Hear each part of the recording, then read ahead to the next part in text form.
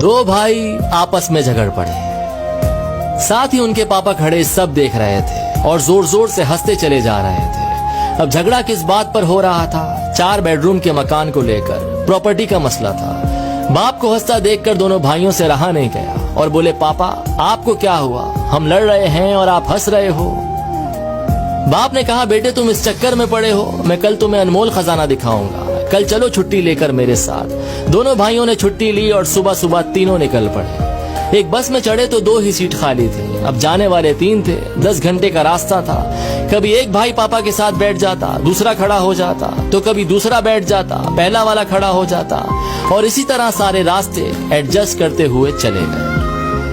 गांव पहुंचे तो पापा उन्हें एक पुरानी हवेली पर ले गए। देखा तो हवेली खंडर हो चुकी थी। कबूतरों ने घोंसले बना लिए थे, झाड़ियां उगाई थी। ये देखकर पापा इमोशनल हो गए, रोते चले जा रहे थे और उनसे कहते चले जा रहे थे कि देख रहे हो हवेली, इस हवेली में तुम्हारा बचपन बीता है। इस हवेली के लिए मैंने अपने बड़े भाई से लड़ाई लड़ी, एक दूसरे को मरने मारने पर उतर आए थे, जैसे कल तुम लड़ रहे थे।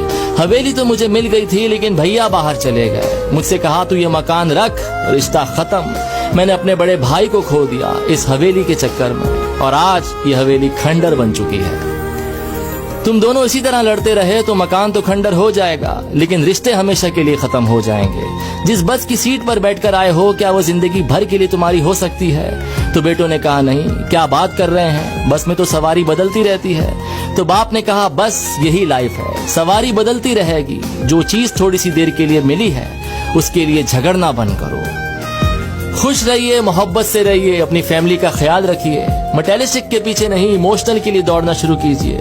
और ये स्टोरी अपने भैया के साथ जरूर शेयर कीजिए।